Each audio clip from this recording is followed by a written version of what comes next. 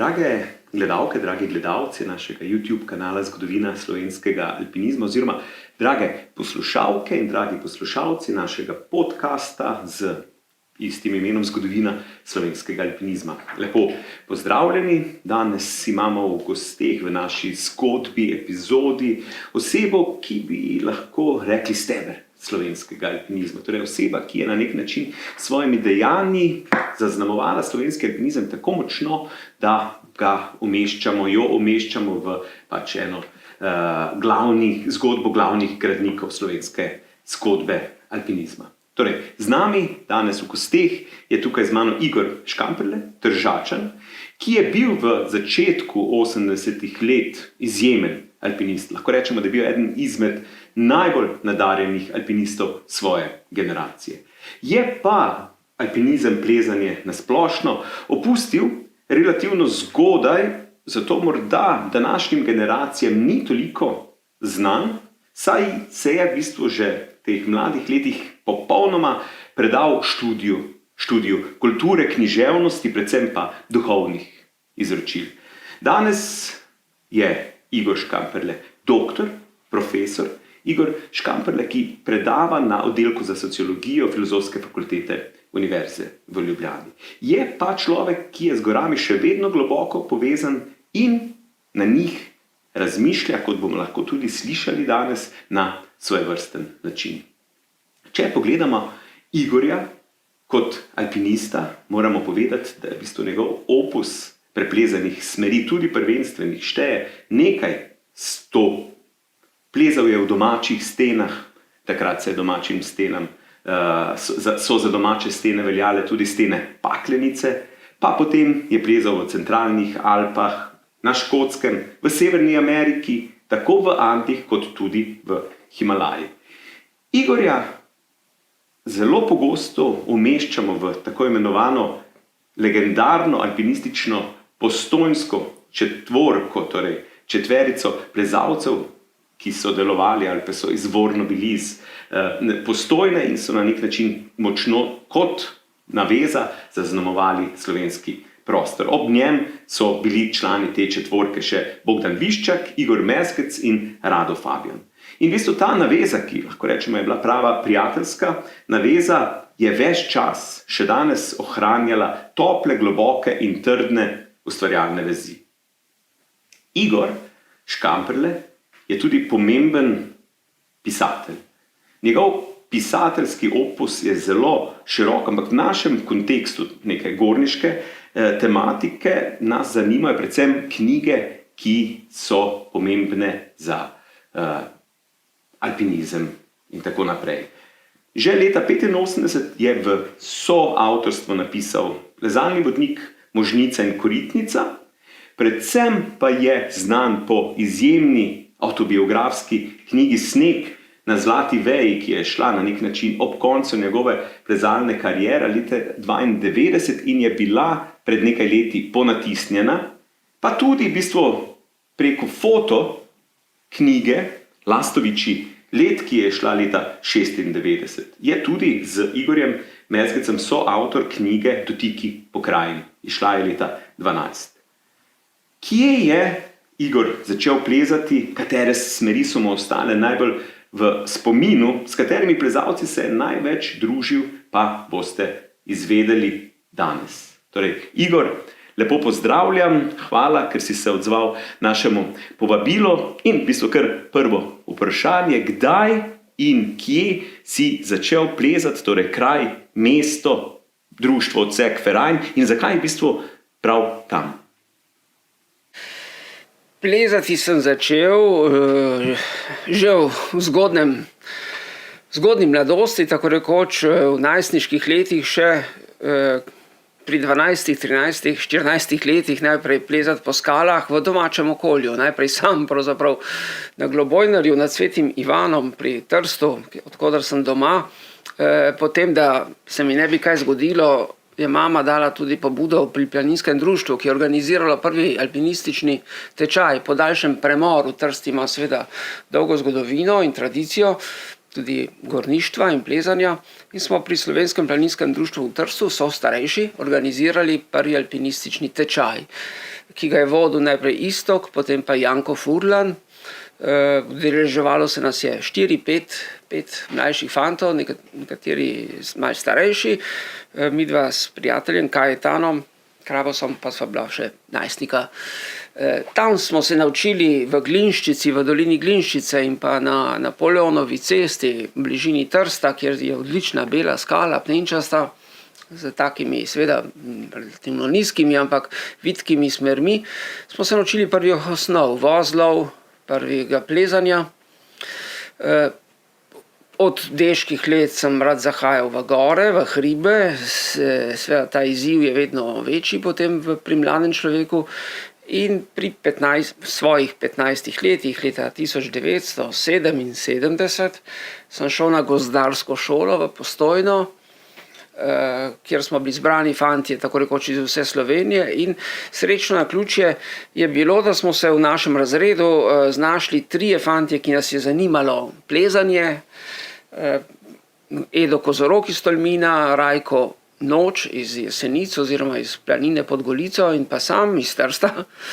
In smo kmalu potem dobili stik s fanti v Postojni in se vključili tam v alpinistični odsek v Postojni, kjer sem začel potem tudi realno plezati v prve smeri v hribih, v gorah. No, če gremo sedaj na drugo vprašanje, ki je sledeče. Kateremu dejstvu pripisuješ največ zaslug, da si pomemben del, lahko rečemo zelo pomemben del svojega življenja posvetil plezanju, alpinizmu? Kdo in kaj me je tako zapeljal in odnesel. Ja, to pride v mladih osebah, pa posebej pri fantih, tudi pri dekletih, seveda nek poseben notranji klic. To pravijo že stari šamani, tam med 15 in 20 letom če se, lahko se ne, tam pri tistih, ki pa se prebudi takrat neka taka vokacija, so rekli, latinsko, notranji klic, notranja poklicanost in zame so bile to takrat res gore. Gore, tudi gozdovi. Pri 10 letih sva šla z mamo prvič na Triglav, potem pa sem sam začel delati že načrte, to je zgodnje otroštvo, začel prebirati planinske vestnike, si zgradil svojo, torej na mladostni način, gradil svojo mitologijo na osnovi takratnih velikih zgodb, to so bila 60., 70. leta v prejšnjem stoletju in se navduševal nad tem in sem mislil, da bom celo življenje to. Gornik, gozdovnik, alpinist, živel v neki koči med skalami in gorami, lovil divjad na skrivaj, zato da bi preživel seveda in tako romantično, idealistično živel, v stiku z večnim. Kakšna je bila tvoja predstava o alpinizmu v tistem času, torej ko si se začel ukvarjati z njim? Si bil pod vtisom kakšne splošne evforije, če je seveda to bila alpinistična euforija, govorimo o obdobju, ko si začenjal, torej prvega pristopa na jugoslovanski 8000-ak, Makalu 75, pa potem velika, največja jugoslovanska odprava Everest 79. Torej so ti uspehi tebi bili znani, si začel plezati tudi zaradi tega? Ja, torej nedvomno, to so bila tista desetletja, lahko rečem, 60, potem pa zlasti 70, prav ko sem odraščal in tudi še 80 leta, ko je slovenski alpinizem v okviru jugoslovanskih odprav takrat v Himalajo, pa tudi v Evropi, v Alpah, od nekaterih romanov naprej, sam sem prebiral v teh deških letih seveda tudi Toneta Svetino in Steno in mit Jožeta Čopa, Čopovega stebra, Jugovega stebra, ko sem jih potem tudi v mladih letih hotel preplezati. To je vse gradilo ta mit. Začenši, če grem še čisto nazaj na sam izvir od Juliusa Kugija, ki sem ga bral še kot tudi v teh najstniških letih, Julius Kugi v čudovitih, odličnih prevodih, slovenskih prevodih, Franceta in Liljane Avčina. Imel sem priliko spoznavati tudi take še zadnje može iz slovenskega prostora, kot je bil France HB, naravoslovec v Postojni, ki je bil prijatelj mojega očeta, starega Pavla Kunavarja, ki smo ga kot taborniki srečali v Bohinju, kjer je imel kočo. Tako da Jožeta,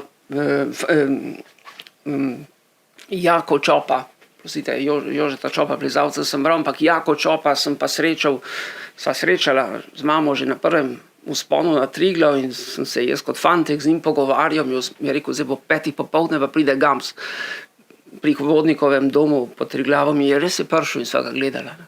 Tako da so bili ti najprej deški miti zelo živo prisotni, sem ob njih odraščal, seveda potem sem začel brati tudi bolj hude knjige, Osvajalci nekoristnega sveta, Lionela Terraja ali pa Bonatija in druge. In seveda ta ambicija je odraščala.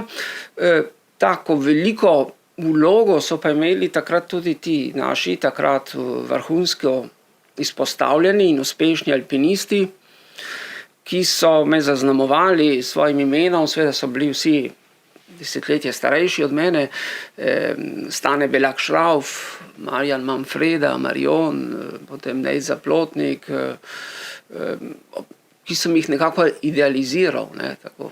In to so bile prve odprave na Kang Bačan, sem jo bral še v Trstu kot šolar, ki jo je vodil Tone Škarja, potem izjemno uspešna, takrat fantastična odprava v južno steno Makaluja, ki so jo naši alpinisti preplezali, prišli na vrh.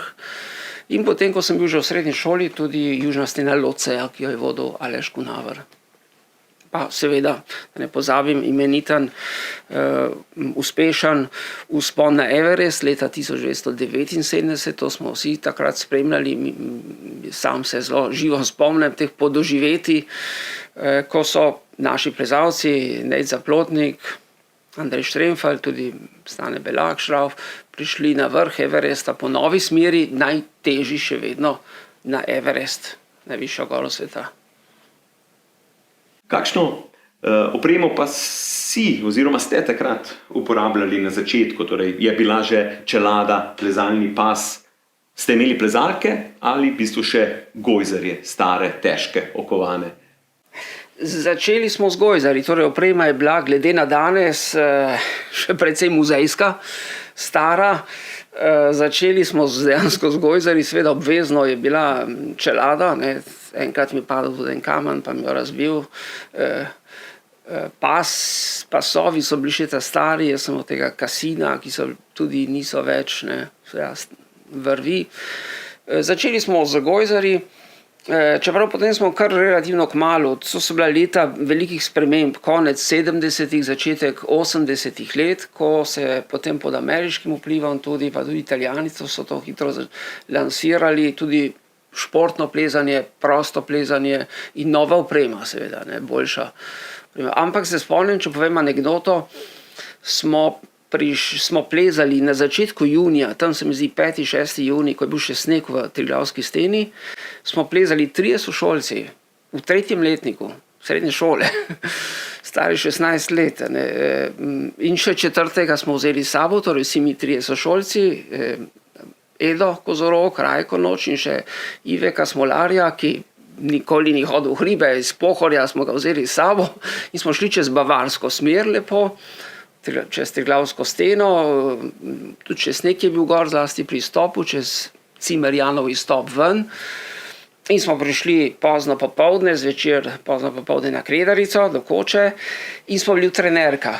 Ne. Smo imeli še gojzarje, ki je vsej bil tudi dejansko še sneg, ne, krepko snežišča v steni, ampak ker smo bili v trenerkah, nas pred kočo na Kredarici čaka, pozdravi Tone Sazonov, Tonač, smo ga vsi poznali po imenu, tudi on en od teh legend, tudi zimskega vzpona preko Čopovega stebra, ne, pa iz Himalaje, in nas je okregal. Ja, fantje, kaj se pa zdaj greste v trenerkah? Ne, kaj se pa zdaj to prav? Ne? Ker je bilo to že preveč moderno. Razumete, da mi smo tako malo ponižno skomignili. Trenerke, pa saj smo imeli tudi gamaše gor, ne, se ni bilo več hudega. Ampak ne, je bila sprememba opreme. Ne, Tradicionalno so bili gojzari, pumparice, žametne hlače in tako. Kje pa si v bistvu takrat največ plezal? Kje ste plezali? Naprimer v Ljubljani in okolici, kot študent si seveda bival v Ljubljani. Kako so potekali ti trening dnevi? Prvo plezalno družbo in druščino sem dejansko oblikoval potem v srednješolskih letih srednje šole v Postojni z obema sošolcema in s fanti iz Postojne. Najprej v deških letih sem začel plezati seveda in poznal tudi prijatelje, kolege v Trstu, pri Napoleonovi cesti in na Globojnerju, malo v Glinščici, ampak potem smo najbolj začeli na gori Sovič, to je tak mali griček, mali hrib nad Postojno, kjer je pa dobro plezališče. Tam smo se spoznali s par let starejšimi fanti, Bogdanom, Biščakom, Radom Fabjanom iz Pivke, pa Igor Mezgec. In smo plezali na Soviču, pa še na Zidu pri naši gozdarski šoli, ker na Zidu je tudi dobro plezanje, dobra vaja, ne. In potem pa v Ljubljani, ko sem prišel na študij v Ljubljano, na Turencu pod Šmarno goro oziroma pod Grmado, kjer so dobre skale, sklini, tradicionalno vežbališče ljubljanskih plezalcev, ne, Turenc. Spoznal tudi fante, tu plezalce iz Ljubljane, ampak odlične vaje za trening moči, za prste so bile predvsem Šance, to so ti zidovi, ki jih je Plečnik preuredil na Ljubljanskem gradu, blizu grada, in pa na Rimskem zidu, tu na Mirju pri Ljubljani, ne. Seveda, tesne, globoke in tudi trajne prijateljske vezi sem pa oblikoval s temi fanti iz Postojne, s katerimi sem plezal, bodisi s sošolcema, bodisi potem z Bogdanom, Biščakom, Radom in pa Igorjem Mezgecem v Postojni. Igor, kdo pa so bili tvoji vzorniki, na nek način tisti, ki so te naredili? Lahko našteješ mogoče 3? Ja, torej, iz tega deškega, romantičnega nagiba je bil seveda Julius Kugi s svojimi čudovitimi opisi, ampak to je bolj še gorništvo, ne, ni še pravi alpinizem. Potem pa kot plezanje, seveda je bil, ampak tudi že nekoliko oddaljen mit Jožeta Čopa in Klementa Juga, ampak to je bil že konkretno za naše konkretno takratne delovanje malo že oddaljen mit.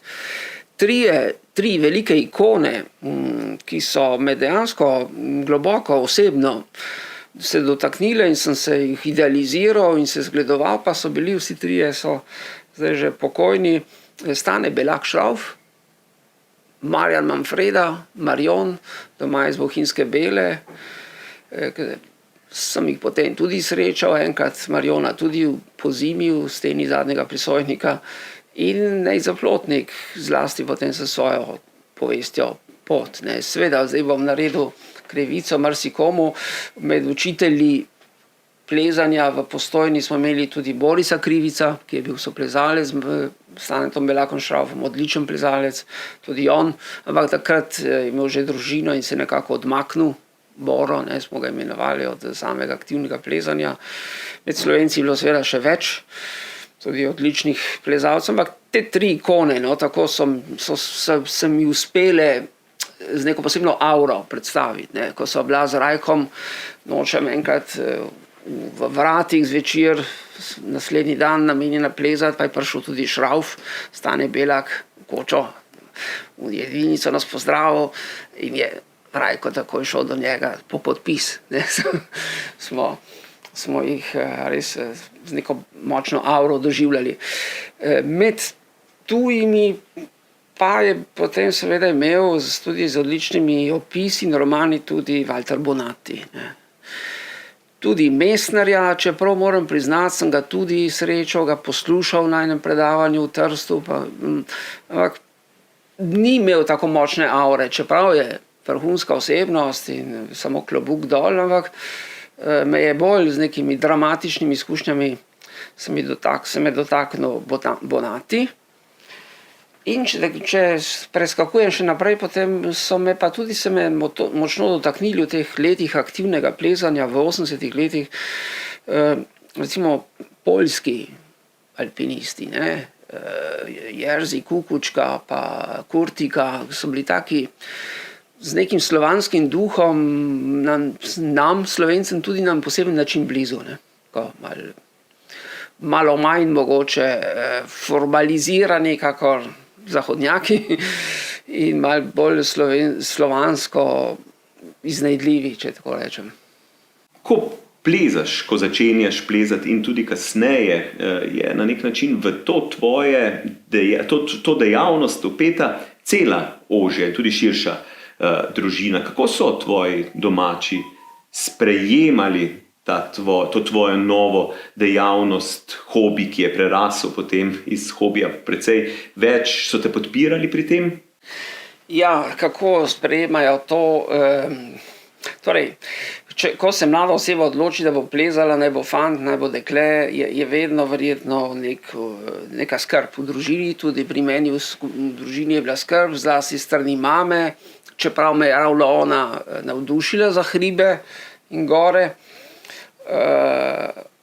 Ampak sva imela, ni mi bilo treba nič skrivati, sva imela vedno prostodušen odnos, tudi ko sem šel prvo leto, že pomislite 15 let, v dijaški dom, v internat smo rekli, v Postojno, ne, to je bil star Vindišgrecov dvorec. Že prvo jesen sem šel sam na Triglav, sam, to že oktobra. Spal tam nad Uskovnico, pol gor na nekem senu. Imeniten dan je bil jesenski in sem prišel potem domov naslednji vikend, vsi sošolci so šli seveda domov, ne, po hrano. Jaz sem šel na Triglav in sem povedal doma, ne, sem šel na Triglav in se spomnim tega, je bila mama, ni me kregala, je bila zadovoljna, navdušena. Ja, dobro, pazi. Tako da je bila neka skrb, oče pa mogoče še bolj na čist način, nikoli ni nič moraliziral, edino, kar je rekel, ko me je zapeljal z avtom kam, pazi, da ne boš kam padel. Pazi, da ne boš kam pol. Tako da, seveda, kar se tiče pa vrstnikov, sošolcev, drugih vrstniških kolegov, pa izpadeš malo tako nenavadno, ne, malo čudaško, ampak je to dejavnost težko opredeliti, ne vejo, kam bi te dali. Vsekakor pa ne sodiš v ta, kot danes bi rekli, tako po ljudni govorici, ne, Vesni, ne sodiš v ta obči tok, v ta mainstream, ne, malo izstopaš ven.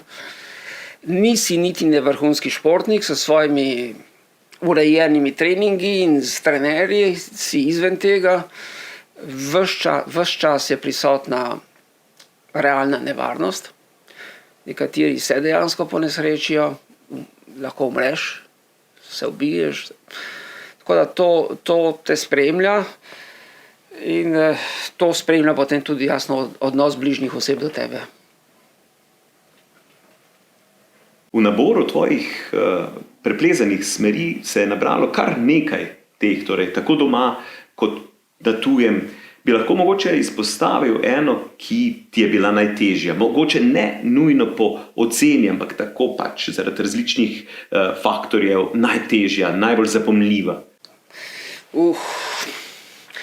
Če bi pa moral zdaj izbrati, kaj najtežjega, kaj je bilo najtežje, ja, torej,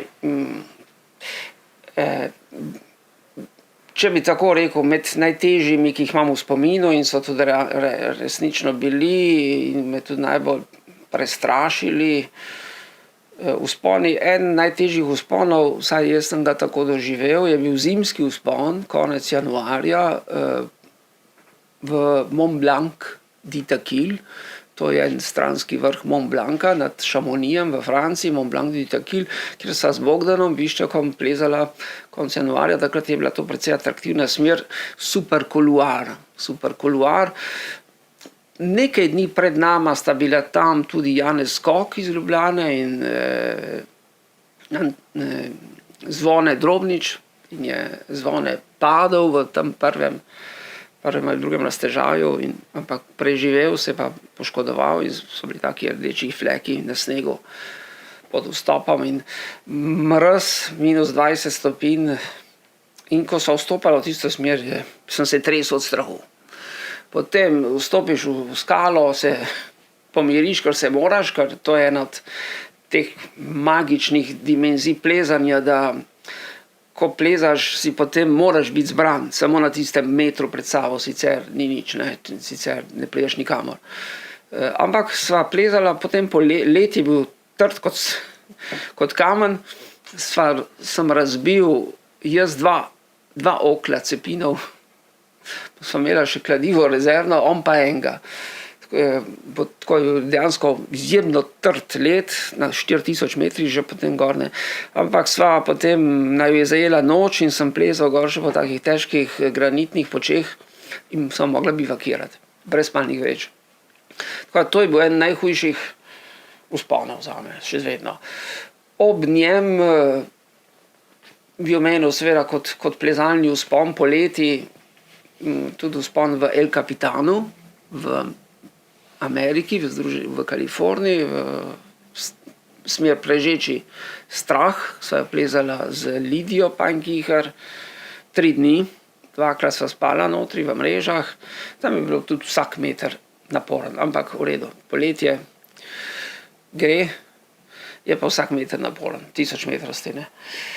In tretji vzpon, ki bi ga tudi dal, je bil seveda tudi poleti, ampak zahteven, težek, psihološko in plezalno. To je bil pa vzpon prvenstveno smer v Votlem vrhu, v Slovenskih gorah, v Loški steni, na dolino Koritnice, na primorski strani. Smo ga z Radom Fabjanom in Igorjem Mezgacom preplezali. To je bila zadnja taka velika deviška smer še v Sloveniji, 2 dni. In tudi tam je bilo vsak meter zahteven in naporen. Ampak z neko dobro navezo tudi med nami smo ga splezali. Kateri tvoj vzpon pa šteješ za svoj največji dosežek in zakaj? Torej, eno je, če bi tako rekel, eno je seveda dosežek smeri glede na težo, ki jo ima, glede na težavnosti, glede na vrednost, ki jo v občem smislu pomeni, v steni, v gori, po težavnosti. Ampak ob teh 3 najtežjih, ki sem jih omenil, v Mont Blancu, v El Capitanu in v Loški steni, so pa z neko težo, ampak z nekim tudi drugačnim pomenom, zame bili pomembni še nekateri drugi vzponi, ki mogoče niso bili tako na robovih eksistence, če tako rečem, ampak so mi bili pa zelo, zelo mogočni in dragoceni v mojem doživetju. In to so bili, ko smo 3 srednješolci dejansko v žametnih hlačah po zimi splezali Rajko noč, Edo Kozorog, z staro opremo, z lesenimi cepini, z ravnim oklom, severno steno Razorja nad dolino Krnice na Gorenjskem, in potem nas je smo bili srednješolci prvič, sploh se učili dereze uporabljati, pa starimi cepini, tako. Sej tam je ena taka Kugijeva smer, relativno lepi prehodi so, danes bi človek rekel, taka lahkotna smer, ampak nas je sredi stene, trd sneg je bil, nas je zajel vihar in smo reševali življenja.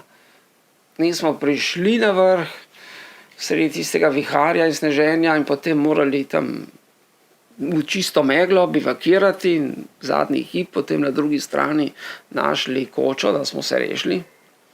Zaprto seveda, ampak smo vsaj imeli streho. Ta vzpon v steni Razorja veliko vrednost mi je dala potem tudi še na koncu srednje šole preplezana smer Čihulova, smer v Široki Peči, sva splezala z Bogdanom Biščakom, tudi zato, ker, če tako direktno povem, so ravno najtežji raztežaji prišli name, da sem jih moral plezati naprej, tam je pa taka paradajz, smo rekli, rdeča, oranžna skala in ne veš, kaj drži, koliko drži, moraš zelo tako blago tipati kot po paradajzu plezati, kaj je drugačno kot jabolko.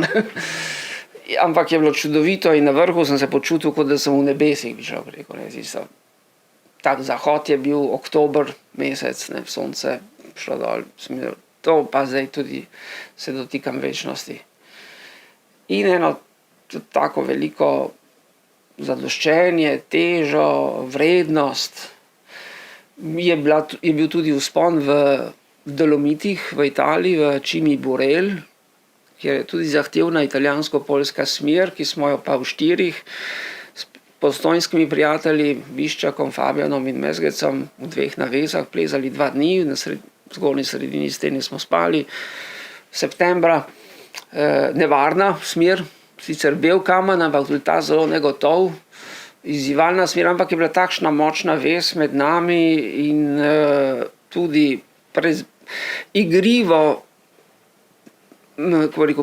resno igrivo ali pa z igrivo resnostjo smo se lotevali, tako rekoč, vsakega metra v tej steni in srečno prišli na vrh, da je tudi nepozabljiv dosežek ali pa dogodek. Ne. Seveda ostali so mi neke tudi realne želje takrat, nekateri klasični vzponi iz zahodnih Alp, ki sem si jih želel, pa ni bilo prilike, čas zgodovinski hitro teče, Eiger, stena Volkerja v Grand Jurassih. Mogoče mi je zdaj, kot gledam, star skoraj zdaj že 60 let, ne, za nazaj mi je pa res žal, mogoče seveda tudi za kakšno prvenstveno smer, pa smo tudi že poskušali, pa ni šlo vedno vse gladko, ker ne gre vedno vse gladko, ampak za eno smer mi je pa tudi res tako žal in mi bo ostalo žal. To je pa smer, ne boste pomislili, Komičjeva smer v steni Civete, v Dolomitih, stena Civete, slovensko Sova, to je tista najbolj ob marmoladi, recimo severozahodna stena Civete, najbolj taka vitka, drzna, kilometer vertikale, kilometer 200 in to prvi so jo preplezali seveda Avstrijci, Nemci, potem pa sta takoj kot neke vrste revanšo splezala svojo smer tudi Tržačana, Emilio Comici, ne, s svojim soplezalcem in je zelo divja, zahtevna. Jaz sem plezal tam, Filip Flama, pa Aste Susatija in še kakšno smer, ampak to Comičevo se danes malo pleza, ker je orientacijsko zelo zahtevna, težka, vsaka dobra dolomitska šestica. Sem prepričeval svojega prijatelja, rekel, bomo drugič, se ni šlo, vidite, to mi je ostalo. Pa če preidemo zdaj iz tega na nek način naštevanja tehničnega ali pa podatkovnega smeri najtežjih, najlepših, najbolj zapomljivih in tako naprej, pa naj bo naslednje vprašanje malenkost izven tebe, izven tega. Kje je za tebe bila meja tveganja pri plezanju, torej nekako meja, ko si čutil, da čez ni dobro iti? Ja, vprašanje meje je vedno pomembno, nasploh v življenju, ne, v vseh dejavnostih, od domače kuhinje do politike in pri plezanju je to zelo realno, konkretno. Sem se vedno spraševal tudi o tem vprašanju meje. Zdaj, meja je, kje jo postaviti, kako jo postaviti. Meja je v resnici to, da preživiš. Ne. In tako sem tudi gledal, pa na nek način še vedno tako gledam. Ne. Se pravi, meja ni, jo je težko določati. Meja je tisto, ali človek zmore preživeti, ampak še to bi mogoče zdaj kot starejši dodal, da preživiš normalno. Kot človek, tudi v primerjavi z sodobno znanostjo, biogenetiko, drugimi galaksijami, potovanju v vesolje ali pa izzivi med nami. Meja je tam, kjer ti lahko preizkušiš svoje zmožnosti, ki jih lahko potiskaš naprej, tako tudi v skali, seveda, ne. Kot pajk, ne, moraš spremeniti tudi oči, da vidiš razšlembe tam, kjer jih najprej ne vidiš, ne. Če potem pa gledaš to steno, na prvi dan ne vidiš nič, po enem mesecu pa vidiš razšlembe, ne. In tako je treba spremeniti pogled. Ampak mejo jaz razumem kot tam, da ti preživiš kot normalen človek.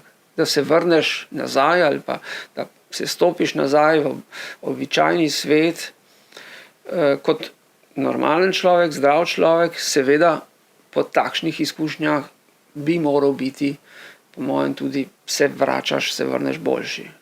Ne? To je potem tudi smiselnost preseganja takšnih meja. Plezanje je zaradi subjektivnih in objektivnih faktorjev v resnici na ljubo precej nevarna dejavnost. Kako si se ti soočal s smrtjo, ki je neizbežna spremljevalka pri plezanju? Na nek način se te slej ko prej dotakne preko bližnjih ali malo manj bližnjih oseb, ki si jih poznal in tako naprej. Si imel kaj tovrstnih primerov, kaj se je zgodilo? Si kljub temu še plezal? Ja, to je torej, izkušnja smrti, nesreče. Nesreče so v alpinizmu velikokrat lahko tragične ali pa dokončne, smrtne. Ne. To je kar huda izkušnja, o kateri najprej bereš, potem jo slutiš, potem jo tudi lahko doživiš pri drugih, se je hkrati zavedaš pri sebi. In je odvisno, kako te to pretrese. Ne. Jaz sem doživel tudi nekaj takih izkušenj. Eno že zelo precej zgodaj. Se me je tudi zaznamovala. Leta 80 v jeseni sva bila s sošolcem Rajkotom nočem v steni Šitah, v steno Šit sva šla šite v Tamarju, to je bilo mislim, da septembra leta 80. In smo se dobili zvečer v koči v Tamarju in midva sva naslednji dan bila namenjena iti plezati klasično smer za Jedo Šit, ne, klasična julijska šestica, Zajeda Šit. Prišla sta v tem dom v Tamarju tudi še Andrej Štremfelj in sestra Marije Štremfelj danes, ne, Barbara Perčič, njena Marijina sestra, Barbara Perčič, in jaz sem šel do njiju, sem jo vprašal, kam pa gresta jutri. Andrej je bil kar tiho, on je bil takrat tudi že na odpravi na Everestu, bil tiho. Barbara Perčič je rekla, ja, greva, kar nekaj bova videla, bova poskusila, nič jasnega ni rekla. Naslednje jutro gremo, midva z Rajkotom splezava za Jedo Šit, se vrneva dol čez Koluar, prideva popoldne nazaj v dolino in vidim gor. Se pa zgodila nesreča. In je Barbara visela tako na vrvi nad prepadi, sta šla prvenstveno smer v levem delu Šit. In je bilo zelo tako, da nismo vedeli, in potem takrat se pojavila v dolini Stane Belak Šrauf in Zvone Drobnič sta že začela plezati gor na pomoč, na polico, nekje na polovici stene, je ona visela in Andrej je pa klical na pomoč. In jaz sem kar, Rajko je šel domov, jaz sem pa kar sam, brez vrvi, šel v steno. Sem prišel gor, sem kar presoliral prva dva pobelač Zupanovi, na začetku je kar težko. 2-3 raztežaje, pridem gor do naveze, Belaka in Zvoneta, in me Šrauf okrega, kaj se pa grema, mislim, še jaz zdaj kle, pete spustiti, ne, in me naveže na vrv in smo šli gor do police. Andrej je bil čisto v šoku, ne. Težko sploh govoril. Na vrv je vesela, ampak se je Barbara že zadušila. In smo jo po vrvi potem povlekli na polico in je umrla. In potem naslednji dan je prišel helikopter in smo se po vrveh spustili dol. Tako da je bilo to zelo pretresljivo. Čez 2 leti potem leta 82 poleti me je tudi močno pretresla smrt prijateljice, znanca Tamare Likar in Pavla Podgornika, sta umrla v steni Mangarta. Pol leta predtem smo bili skupaj na odpravi v Aconcagua, smo se tam skupaj šalili. Potem sem zvedel za smrt Slavca in Boruta Berganta, katerim sem bil tudi večkrat v šotoru. Tako da potem se te zaznamuje na nek način to. Na koncu bi rekel tako, jaz sem vseh še vztrajal in razumem ljudi, ki vztrajajo v plezanju kljub takšnim nesrečam, ki se ti zgodijo, lahko najbližjim. Tudi iz Postojne je Janez Ilešič umrl, že se ubil v Zahodnih Alpah, ko sem bil še srednješolc. Ampak razumem, da človek vztraja, tudi jaz sem vztrajal. Nehaš pa, ko sam začutiš strah. Jaz sem ga pa začutil, ko se bojiš. To pa je slab znak, takrat pa je bolje, da odnehaš. Ko sem sam dobil hčerko, takrat mi je pa enkrat bilo naenkrat strah. Kamna, prepada. Tako to je zelo psihološko pogojeno. Knjigo Sneg na zlati veji si napisal v bistvu pri svojih 30-ih, ko si se že umaknil iz vrhunskega alpinizma in se posvetil v bistvu tvojim vprašanjem študiju in seveda potem raziskovanju vprašanj v sklopu študija. Zakaj si odšel stran? Veljal si v bistvu za enega najbolj nadarjenih, kot smo prej slišali v uvodu. In zakaj v bistvu knjiga? Ja, relativno zgodaj. Jaz sem se potem tudi umaknil iz tega ekstremnega alpinizma. Seveda ljubezen do gora sem ohranil in jo bom ohranil do konca in vedno grem rad pogledati in tudi podoživljam stvari. Konkretno aktivno sem se umaknil, zato ker alpinizem je taka dejavnost, da jo je smiselno gojiti, delati, se z njo aktivno ukvarjati, če jo znaš in zmoreš početi na visoki ravni, če jo znaš in zmoreš gledati na kvalitetni ravni. Se ni treba ekstremno vrhunski, ampak da si suveren v njej, kot se reče, da lahko so to klasične smeri, 3., 4. do 5. stopnje ali še lažje, ampak da si suveren v tem, da dobro delaš, da kvalitetno delaš, da imaš potem občutek zadoščenja in miru. Če zdaj zgubiš neko tako psihološko trdnost ali če se spremeni tudi neka motivacija, ko se je tudi pri meni, je potem težko to delati na silo. Ne moreš delati samo kot staro ljubezen. Ali je ta ljubezen močna, živa, prisotna, ali pa bolje, da ostane med spomini in greš po lahkih poteh. Jaz sem takrat spremenil potem tudi motivacijo, začela me zanimati kulturna zgodovina, umetnost, književnost, filozofija, duhovnost, duhovne, mistična izročila človeštva. Najdeval sem v teh izročilih precej sorodnosti z lastnimi izkušnjami, prav iz gora, to je bila zelo pomembna vez. Ta duhovna prestavitev ali preselitev v drugačno stanje zavesti, to je meni bilo zelo dobro znano, hkrati seveda duhovnost te dviguje potem še do nekega mogoče bolj osebnega smisla. Sem pa čutil potrebo, da napišem knjigo, bodi si zase, bodi si za druge, za skupnost, zase zato, da bi refleksivno, z razmišljanjem ponovil nekatera doživetja.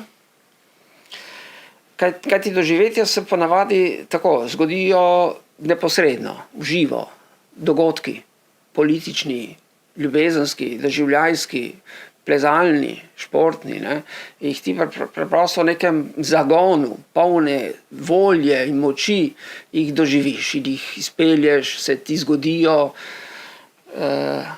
Potem v drugem koraku pa jih lahko refleksivno ponoviš z razmišljanjem, z to ponovitvijo, simbolno, refleksivno. In ta tudi drugi korak se mi je zelo pomemben, ker vidiš nekatere stvari na nov način ali pa jih bolje osmisliš, jih povežeš. Vse to je kot tista zgodba Odiseja, iz Homerjeve Odiseje. Odisej, potem ko je že izgubil vse tovariše in ladjo in ostane sam in potem ga nimfa Kalipso tudi spusti tik pred koncem, pride na tak čudežni otok, magični otok, kjer živi pravlično ljudstvo Fajaki In on tam njim pove vse za nazaj. In mi tako preko njegove pripovedi za nazaj zvemo Polifem, Kirka, Sirene, vse te zgodbe za nazaj. In on pravzaprav tako je, ne, če čisto konkretno, tam so imeli tega enega pesnika v tem ljudstvu, Fajakov, Domodoka, ki je opeval malo tako mitološke zgodbe za nazaj, kot smo mi prej govorili o raznih velikih vzorih. Ne. In potem ga Odisej vpraša tega pesnika, pesnik vidi, ne, tako, tiste stvari, ki zmeraj so. A poznaš tudi zgodbe iz Troje? Ja, in reče, seveda, lahko tudi o njih zapojem. No, daj prosim, zapoj še teh zgodbah iz Troje, kjer je Odisej bil 10 let. Ne. In pesnik zapoje. In Odisej dobi solze v oči. In kralj, gostitelj, ki ni točno vedel, kdo je Odisej, ne, bil še vedno neznani tujec, reče Odiseju, tujec, zakaj jokaš? Kaj je narobe? Povej nam, kdo si? Ne spodobi se zdaj, da bi se skrival pa lagal. In Odisej pove, jaz sem Odisej, jaz sem tam bil, jaz sem vse to izkusil, sem bil pod tem zidovom Troje. Ne? In vem, da smo trpeli mi, ampak so trpeli tudi oni, ta drugi Trojanci. Ne? In potem začne povedati vse za nazaj. Ne? Tako je v človeštvu, se večkrat ta mlin tako obrne. Najprej jih na silo doživiš. Pa vem vas, ko s pripoved te stvari dobijo šele svojo pravo globino in se podajo lahko drugim. Torej, še enkrat, zakaj knjiga? Je to končni osebni obračun tvoj s plezanjem oziroma samim seboj kot plezalcem? Knjiga je bila neke vrste zaključni, nek poskus sklepa ali obračuna, če tako rečemo, tudi z mano kot plezalcem. Seveda sem potem šel tudi še kaj in še grem kaj lažjega ali pa kaj splezat, bom upam tudi še šel, ampak ne več na tak način. Ne. Tako da ta roman nekako konča tisto obdobje mene ali pa mojega sveta, recimo, v katerem sem plezal in odraščal. Ne. Seveda nisem povedal vsega, ni vsega, ni še vse predelano, ampak je neka zaključena celota. In ko postaviš neko piko, neko zaključeno celoto, se potem odpre možnost tudi prihodnosti. Dragi Igor, hvala lepa za te odlične, močne odgovore oziroma te tvoje zgodbe, ki si nam jih pripovedoval. Drage gledalke, dragi gledalci, poslušalke, poslušalci, vam pa hvala za pozornost in se vidimo kmalu.